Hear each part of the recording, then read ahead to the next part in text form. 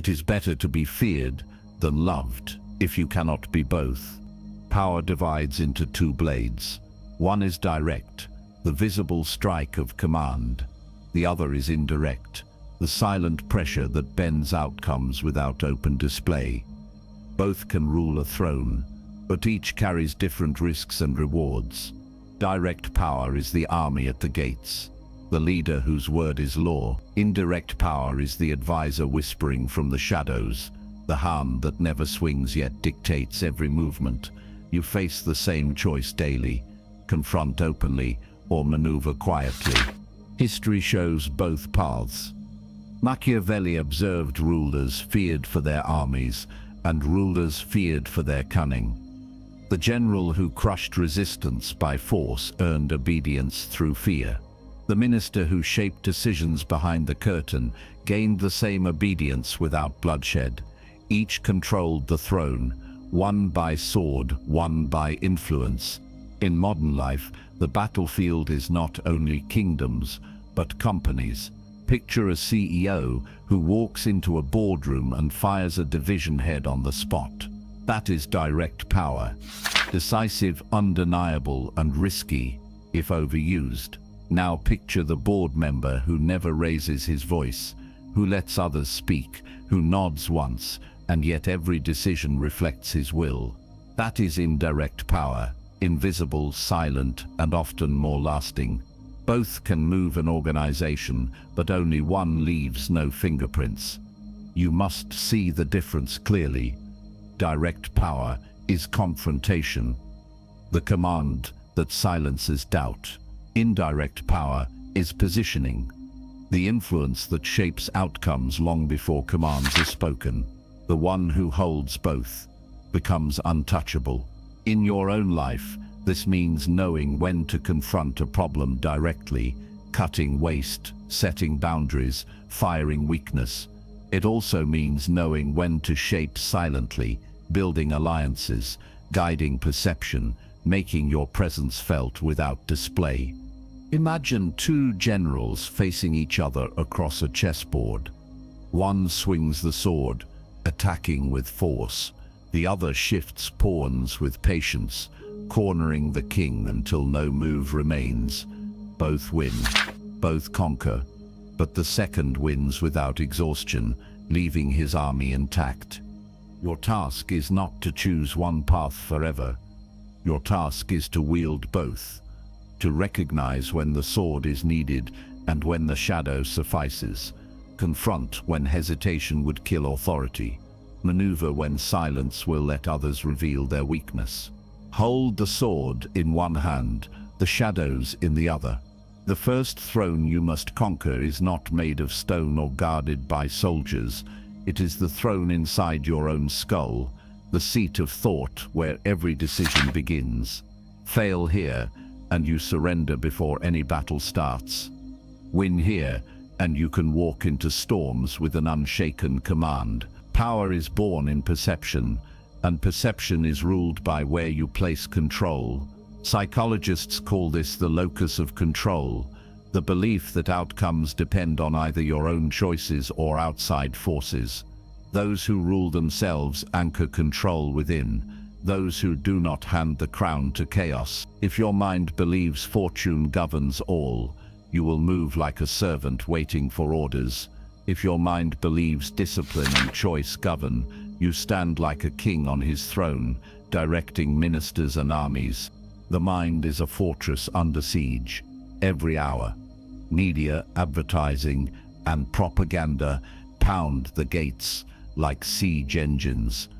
They tell you what to desire, who to fear, what to envy. Attention is the battlefield. Every image, every notification, every voice competing for your focus is an arrow fired at your defenses. If you allow all to enter, your throne is occupied by foreign powers. The ruler within is dethroned. Direct power means choosing deliberately what enters. Indirect power means shaping the very environment, so distraction cannot storm the walls. Guard the throne by mastering attention, because where attention goes, energy follows. See your thoughts as ministers. Some serve faithfully, urging discipline, courage, and clarity. Others are traitors, whispering fear, delay, and weakness. Which ones sit closest to you matters more than any crown of gold. If you let traitors counsel you, hesitation rules your day. If you crown loyal ministers, every decision flows with authority. You cannot kill thoughts, but you can starve the traitors and feed the loyal. That is how rulers act. In daily life, this looks sharp and simple. A colleague may dismiss your idea in a meeting. Direct power says, respond calmly, hold posture, assert value once. Do not beg, do not raise your voice, do not argue endlessly. Indirect power says, later guide allies, set agendas, make your idea inevitable. Both protect the throne. You never abandon command. Every day is a coronation or a coup. Rule perception, and you rule conduct. Rule conduct, and you rule outcomes. Surrender perception, and you are ruled by noise, ruled by others, ruled by shadows. Crown your mind, or be ruled by it. The morning is a battlefield where your first moves decide the strength of the entire day. The hours just after waking carry more weight than most realize. Behavioral psychology shows that willpower functions like a limited resource. Each decision drains it, each hesitation weakens it, and as the day advances, decision fatigue makes even small choices feel heavy. This is why generals strike at dawn. The army is strongest at the beginning, and so is your mind. If you let the morning slip into disorder, the rest of the day becomes a retreat. Direct power in the morning means attacking immediately. You rise and strike with discipline. Fitness, cold showers, strict routines. These are sword strokes that leave no doubt about command. The act itself declares victory. You rule the body before the body rules you. There is no negotiation, no debate, only movement. Each act of discipline clears the fog of hesitation and plants a flag of dominance on the day's terrain. When you do this, you are storming the gates, overwhelming resistance by sheer force of will before it can form. Indirect power in the morning takes another form. It is quieter but no less commanding. It means arranging rituals that shape the tone of the day without open confrontation. Journaling, meditation, intentional silence, reading. These are subtle moves, like cutting supply lines rather than charging walls. They shift the environment of your mind so that chaos has no room to grow. By positioning mood and focus early, you deny weakness a foothold. This approach is not less powerful. It is strategy through patience. The general chooses, storm the gates with immediate force or starve the city slowly by siege. Both win, but the method differs. Some mornings demand the sword, other mornings demand the siege. What matters is that you decide deliberately, not stumble passively into the enemy's trap. If you wake and reach for distraction, you hand the battlefield to invaders. If you rise with intention, you dictate the terms of war. In daily life, this looks sharp. You might wake drained and know discipline is fading. Instead of scrolling endlessly, you journal for 5 minutes and your thoughts align. Or you might wake sharp and strong. You train hard, and that direct strike sets the pace for everything else. Either way, the principle is controlled. You choose the method. You own the battlefield. The morning throne belongs to whoever acts first. The enemy is hesitation. The victory is command. Win the morning, rule the day. Stillness is not weakness. It is a weapon disguised as absence. In war, the general who lies in wait often defeats the one who charges without caution. Sun Tzu observed that the prudent who waited for the unprepared secure victory. This principle is not about doing nothing. It is about positioning, control, and the art of forcing the enemy to reveal themselves. Direct action is visible and obvious. Indirect power rests in silence, where your presence unsettles others more than any loud move. In negotiation, silence bends more than speech. A room filled with words is easy to predict. A room filled with silence shifts the burden onto the other side. They rush to fill the void, reveal their weaknesses, or concede ground. The strongest leaders know when to pause, when to let others speak themselves into corners. Stillness here is not passive, it is pressure. Every second of silence forces decisions, and decisions reveal power. The one who can hold silence longer often dictates the outcome. Think of the predator at the watering hole. It waits unmoving. The prey steps closer, thinking the ground is safe. Each step narrows the distance until escape is impossible. The predator strikes once, with precision, because stillness did the work beforehand. That is indirect power. You wait, you conserve energy, you observe, you make others walk willingly into positions that serve you. The lesson is patience sharpened into strategy. A practical moment. In a meeting, someone disagrees with you sharply. Direct power would be to counter immediately. Words clashing against words. Indirect power is different. You remain calm, let them expand their point, let silence sit after their last word. The weight of your stillness forces them to question their certainty. When you finally respond, you do so briefly and with clarity. The room feels the difference. You are not reacting, you are ruling. Stillness is not retreat. It is concealment.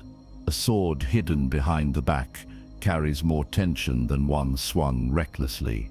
When you embrace stillness, you train yourself not to flinch, not to fill space with noise, not to give away position. In chess, the pause before a move can make the opponent doubt the obvious. In leadership, the pause before words makes them lean forward. Waiting, control grows in the silence you hold. Use stillness as indirect power. Command yourself not to rush. Resist the need to prove. Let others reveal their hand before you play yours. The predator that strikes too soon starves. The ruler who speaks too soon loses authority. Hold until the right moment, then act once with precision. Wait in silence, strike in certainty. Injuries should be done all at once. Machiavelli understood that hesitation in punishment breeds more resistance than the act itself.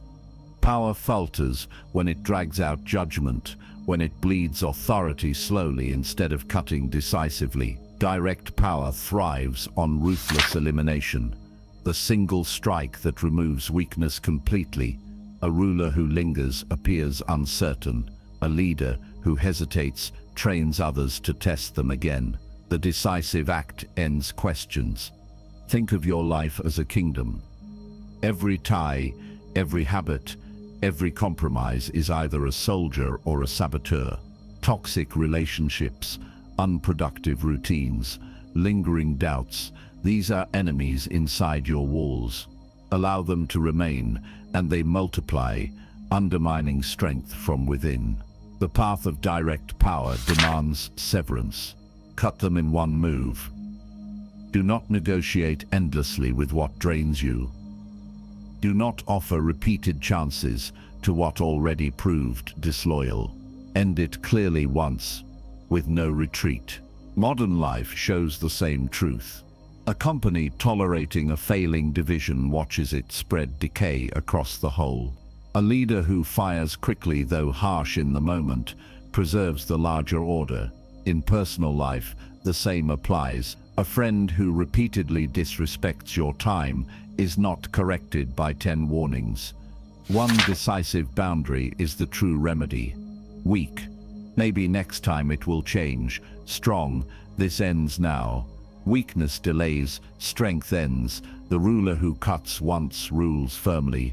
Picture the king who burns the bridge behind his army. Retreat is eliminated. There is no path backward, only victory or death. That single act hardens soldiers more than speeches.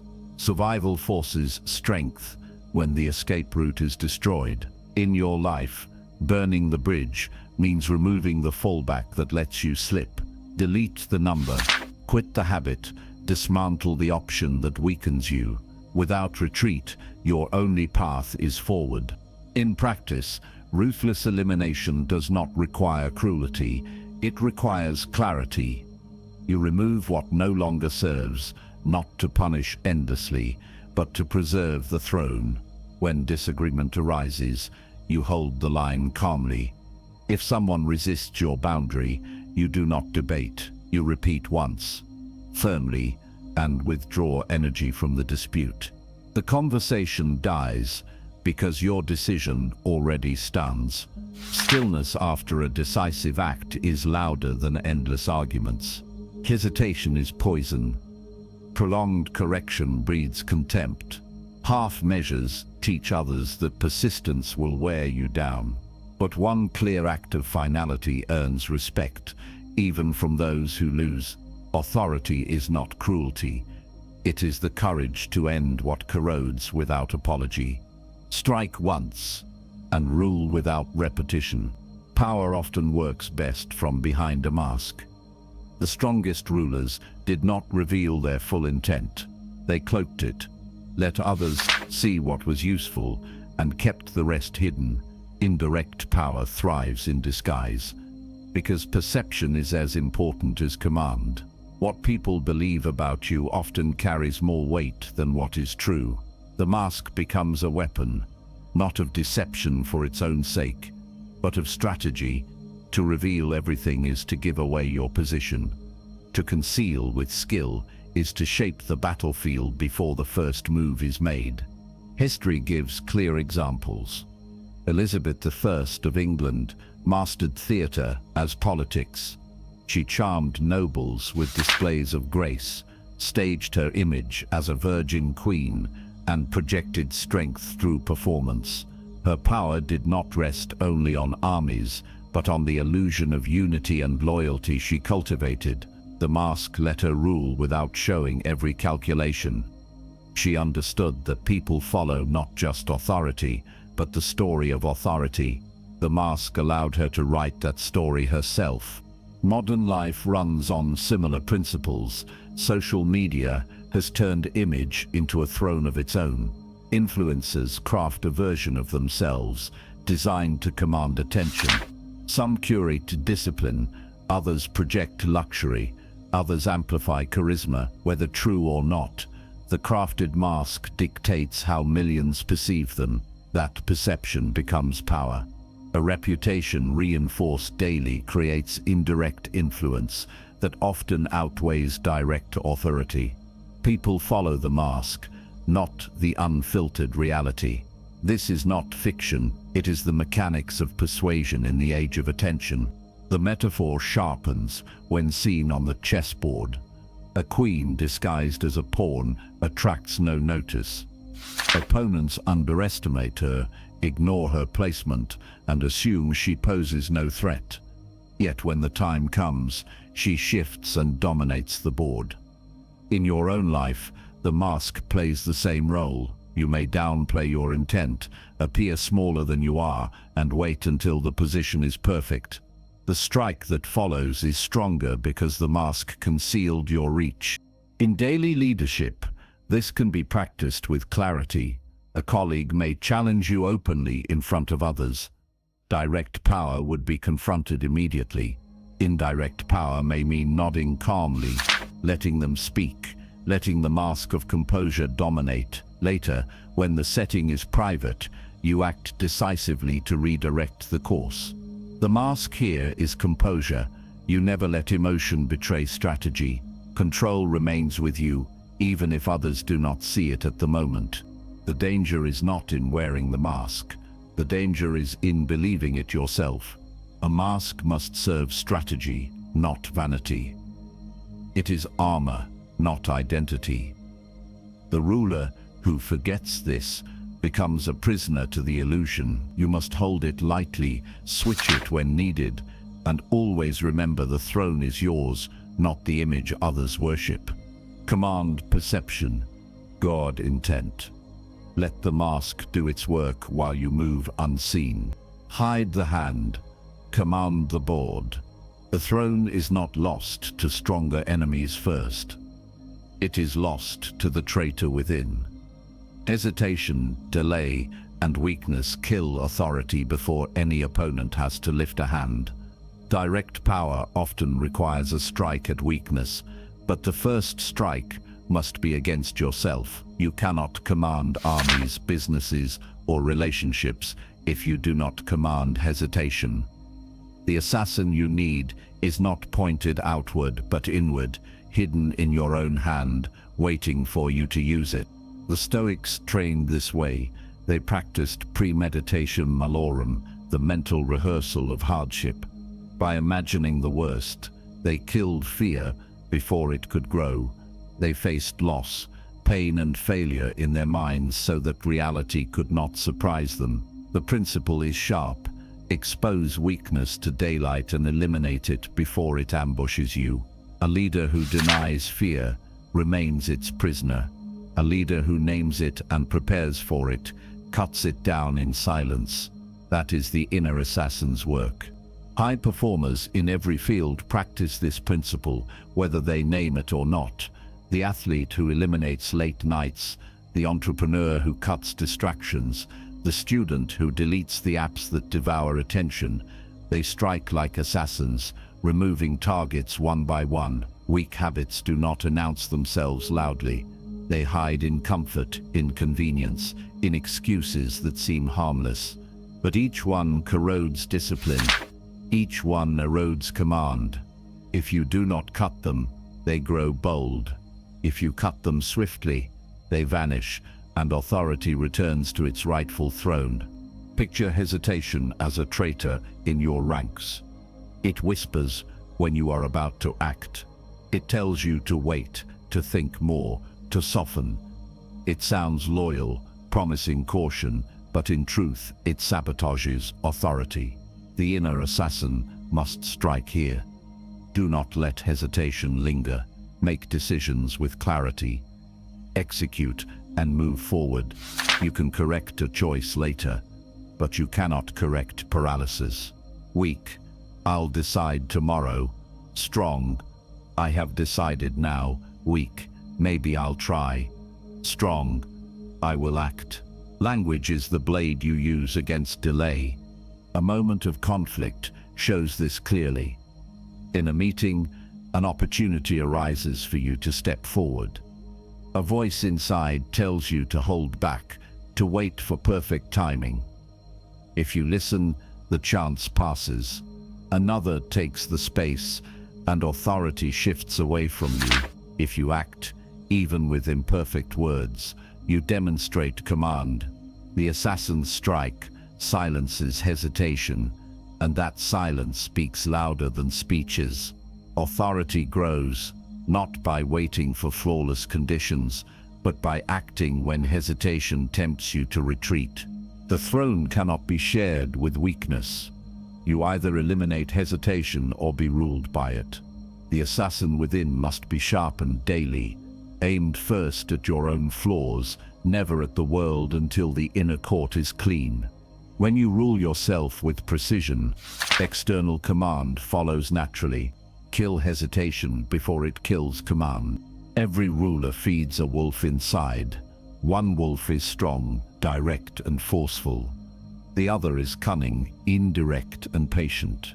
Both circle the throne, both hungry, and the one you feed becomes the one that rules. Habits are the meals you offer them. Psychology makes this clear. What you repeat grows stronger. Reinforcement sharpens behavior. Each act, whether small or great, feeds the wolf that will command your future. Ignore this and you believe power comes from fate. See it clearly and you realize power comes from repetition. Direct power grows when you feed the wolf of strength. Train the body, test discipline, Practice decisive action. Every rep in the gym, every boundary enforced, every decision made without hesitations strengthens this wolf. Over time, its presence dominates. You walk differently. You command with certainty because your habits build a body and mind aligned with authority. Direct power thrives on force, but force sharpened through consistency. Without this feeding, strength withers into show and crumbles under pressure. Indirect power grows when you feed the wolf of cunning. Here the meals are different. You cultivate alliances, expand your network, and gather information quietly. Every connection deepens your influence. Every perception shaped adds to your arsenal. Like a strategist placing pieces on a board, you prepare silently, moving people and opportunities into place. This wolf does not roar. It waits, it watches, and when the time comes, it strikes with leverage greater than any single act of force. Indirect power thrives when you reinforce patience, perception, and influence.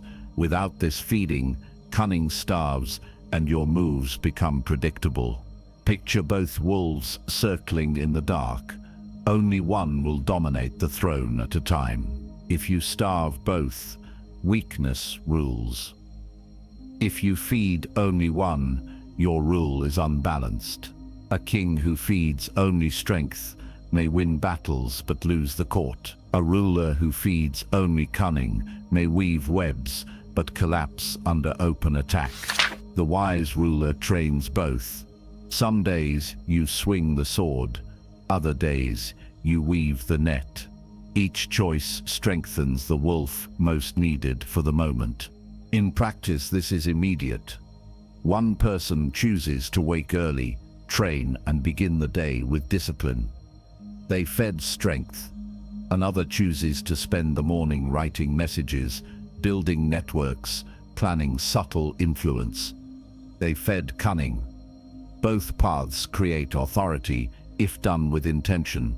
The mistake is drifting into feeding neither, scrolling endlessly, hesitating, letting habits feed weakness. Weak, I'll start tomorrow. Strong, I start now. Weak, I'll see what happens. Strong, I decide what happens. Words direct the meal, habits provide it. You must treat feeding the wolves as strategy, not accident. Each repetition carves identity. Each action adds weight to the throne. The wolf you feed becomes the power you embody, and the one you starve becomes the weakness others exploit. Feed with intention, rule with balance. Life moves like a chessboard, and every decision is a piece in play. Direct power advances like the knight, bold and confrontational, leaping over obstacles in dramatic moves. Indirect power glides like the bishop, moving along invisible diagonals, shaping the game from a distance. Machiavelli understood politics as maneuvering, not only brute strength. He saw rulers succeed, not just by force but by positioning, by placing themselves where opportunity would eventually fall into their hands. The chessboard of life is not won by the loudest strike but by the best alignment of pieces. History and strategy reveal the cost of ignoring this truth. Many leaders, whether kings or CEOs, relied only on direct power, charging ahead without thought of positioning. Their empires collapsed, not because of weakness in strength, but because of blindness to subtle moves. The rival who played quietly, who shaped alliances, who invested in unseen groundwork outlasted them. On the chessboard, the reckless knight dazzles but dies early, if not supported. In business, a company that ignores small competitors or dismisses technological shifts often finds itself cornered. Bold power without subtle positioning leads to defeat. Modern life offers countless mirrors of this lesson. Consider companies that dominated industries yet fell when new players shifted the board. They swung like knights, confident in size, but failed to notice the bishops moving diagonally. changing the lines of power. The indirect players, the startups, the innovators, the quiet strategists, moved unnoticed until it was too late. Authority is not secured by presence alone. It is secured by recognizing every square of the board, every diagonal, every hidden path. The metaphor sharpens further when you imagine a pawn. Small, unremarkable, often overlooked. Yet, with patience and positioning, the pawn advances quietly and transforms into a queen. That is indirect power at its purest. What seems insignificant becomes the most powerful piece, not through a single leap, but through consistent forward steps. The same is true in your life. Subtle moves, small disciplines, unnoticed alliances, investments made early compound into commanding influence. What began as minor becomes decisive. In moments of conflict, this principle plays out clearly. Someone may demand an immediate answer, pushing for confrontation. Direct power might respond with sharp words, defending openly.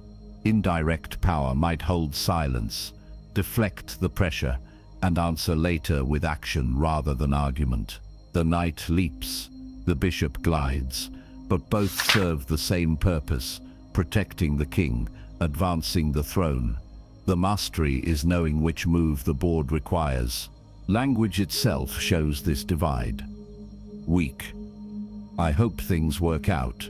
Strong. I place my pieces so they work out. Weak. I'll wait and see. Strong. I'll maneuver until the result is mine. The way you speak reflects whether you act like the knight or the bishop. Position first, strike second. The chessboard of life rewards foresight. Do not be dazzled by single moves. See the board in full. Place your pieces with care. Move silently when others rush. Strike boldly when the position demands it. The throne belongs to the ruler who combines the knight's force with the bishop's vision. Master the board before moving the piece. Will is not born fully forged. It is hammered into shape by repetition. Ritual is the blacksmith's tool, and each strike creates resilience. Neuroscience shows that habits carve loops into the brain. What is repeated wires itself deeper until the act becomes automatic. Resilience, too, is trained. Stress rehearsed in controlled amounts hardens response, just as tempered steel is made strong by heat and hammering. Without ritual, willpower is left soft, dependent on fleeting emotion. With ritual, it becomes iron, unbending under pressure. Direct power demands rituals of strength. Soldiers drill every morning, not because the moves are new, but because the will must be reinforced. Athletes run the same routes, lift the same weights, perform the same motions until their discipline no longer wavers. CEOs rise at the same hours, review the same priorities, and hold consistent structures because the throne of decision requires stability. Repetition kills doubt. The act itself becomes command. You do not think about whether you will train, lead, or decide. You do it because the ritual forged the will to do so without question. Indirect power also depends on ritual, but here the hammer falls differently. Influence is built on consistent gestures, steady presence, repeated control of perception. Leaders who shape opinion cultivate habits of communication. They write, they meet, they engage at predictable intervals until their influence feels inevitable. The ritual becomes invisible, but its effects accumulate. Just as a smith's blows shape steel without notice of each strike, so does consistency shape the power of perception. Those who rely on improvisation fade. Those who rely on ritual endure. Picture the blacksmith in your own life. Each ritual is a hammer strike. Waking at the same hour, striking, training the body, striking, writing daily, striking, meeting commitments, striking. Over time, the blows forge a weapon no enemy can bend. Without them, the blade remains brittle. One sharp stress shatters it. With them, stress only strengthens it. Ritual is the practice of choosing what kind of steel you will become. Consider the workplace disagreement, where someone challenges your authority. If you lack ritual, your reaction may swing wildly. Calm one day, explosive the next. Ritual fixes response. You breathe, pause, and answer with control because you have trained it daily. The moment no longer depends on emotion. It depends on habits forged in advance. Weak, I'll try to stay calm. Strong, I stay calm because that is who I am. Weak, I hope I follow through. Strong, I follow through because I always do. Ritual moves identity from hope to certainty. The throne falls without iron will. Knowledge, skill, even opportunity collapse without the discipline to endure. But with iron will, each challenge becomes fuel. Repetition becomes resilience. Ritual becomes the rule. Forge your will daily and nothing can bend it. To become untouchable is to merge the visible sword with the invisible net. Direct force alone can conquer, but leaves you exposed.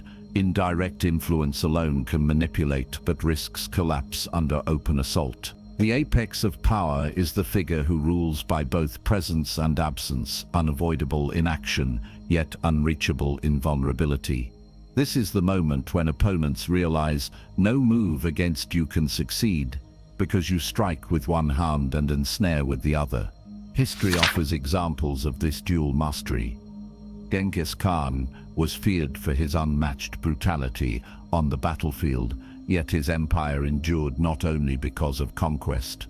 He built alliances, integrated conquered peoples, and created networks of trade that secured loyalty. His name carried terror, but also respect.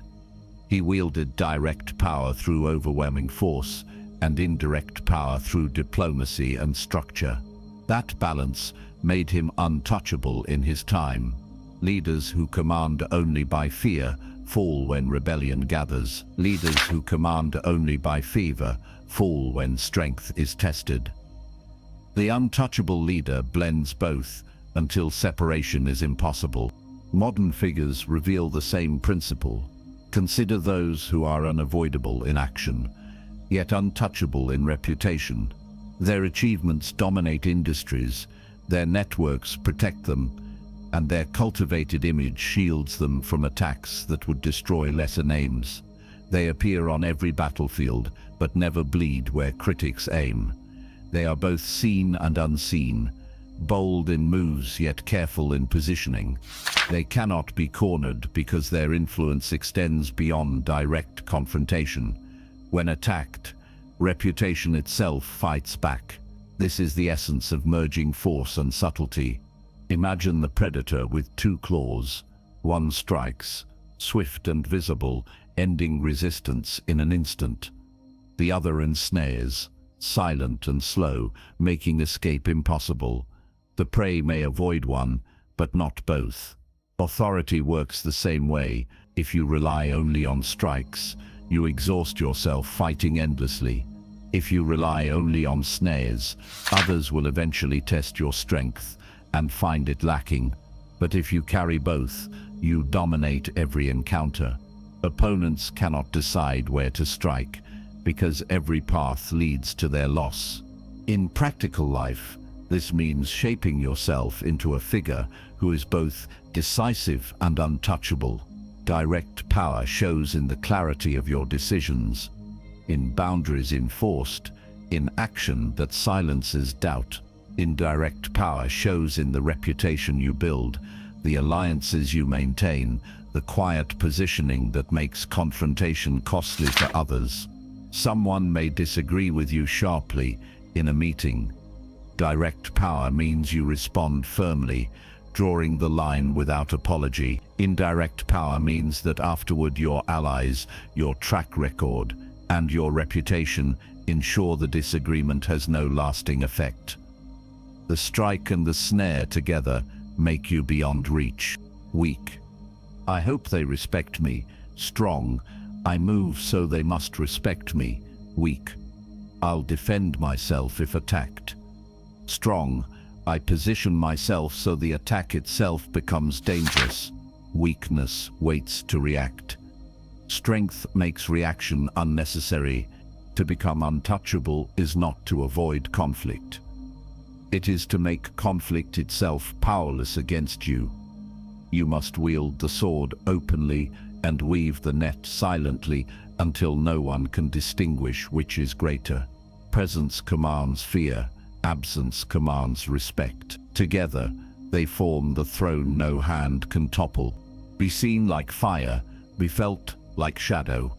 The ruler who masters only one blade holds power, but the ruler who wields two becomes sovereign beyond challenge. Direct power is the sword, sharp and visible, feared for its decisive strike.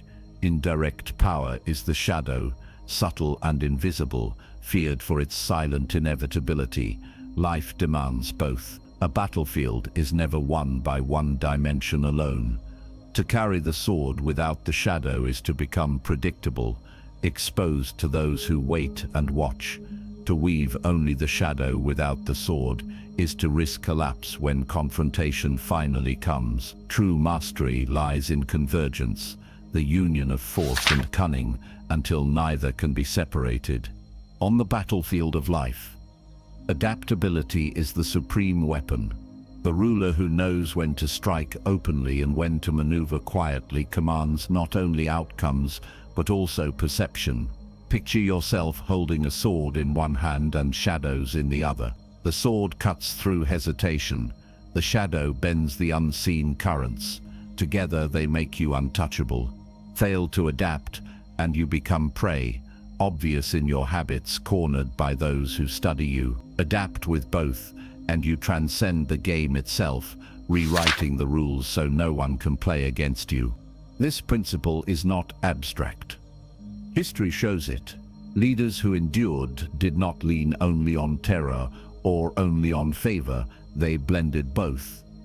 The conqueror like Genghis Khan inspired terror on the field, yet also used diplomacy, trade and alliances to weave influence across vast territories. His empire stood not only because of bloodshed, but because of cunning integration. He was both sword and shadow. Contrast that with rulers who relied solely on fear. They collapsed the moment the rebellion united, or rulers who relied solely on charm. They fell the moment force was tested. The lesson is precise. One blade gives strength. Two blades give immortality. Modern life mirrors the same rule. In business, some leaders act only with aggression, cutting competitors, striking with force. They grow quickly, but collapse when subtlety is required. Others act only with diplomacy, networking endlessly, but fail when decisive action is demanded. The figure who endures combines both. They strike boldly when timing calls for it, and they maneuver quietly to prepare for future opportunities. Their presence is felt in action. Their absence still bends the field. They cannot be cornered because their power exists in more than one dimension. The predator shows this metaphor clearly. One claw strikes, ending resistance in a single blow. The other ensnares, holding the prey so escape is impossible. The prey may avoid one, but never both. So it is with power. If you wield only one form, opponents can adjust. If you wield both, they exhaust themselves trying to resist, because every move leads to their loss. Authority becomes not just strength or cunning, but inevitability. In practice, convergence is a choice repeated daily. A colleague may challenge you openly. Direct power responds with calm firmness, setting boundaries clearly. Indirect power ensures that your alliances, your track record, and your reputation reinforce your stance without further words. Together, they make your authority beyond dispute. Or take personal discipline. Direct power is waking early, training hard, enforcing order. Indirect power is arranging your environment, shaping habits, and building networks that support discipline. Both together ensure resilience when life tests you. Weak, I hope they respect me. Strong, I move so they must respect me. Weak, I'll react if pressured. Strong, I shape the field, so pressure itself serves me. Language reflects convergence, because authority is built not on hope but on precision. Machiavelli's ultimate wisdom was not to choose between fear and love, force or cunning, but to recognize that respect comes when people cannot reduce you to one approach. If you are only feared, rebellion grows in silence. If you are only loved, loyalty falters when tested. If you embody both, you leave no space for opposition. To those watching, you are fire when confronted, shadow when unseen. Predictability kills rulers. Adaptability makes them sovereign. The final truth is this: the one who masters both blades no longer plays the game. They become the board itself. Their presence defines the terms. Their absence still dictates the pace. They are remembered not for striking once or weaving once, but for fusing both into one seamless command. Others fight battles. They become the battlefield. Wield the sword, command the shadow, rule beyond reach. Life respects those who command with both hands. Strike too openly, and you exhaust yourself in constant battles. Hide too deeply, and you are forgotten. When strength is tested, the apex is balance. Direct force sharpened with decisive strikes. Indirect influence woven quietly until resistance has nowhere to stand. Stop stopping which path is superior. Stop trying to choose one blade while neglecting the other.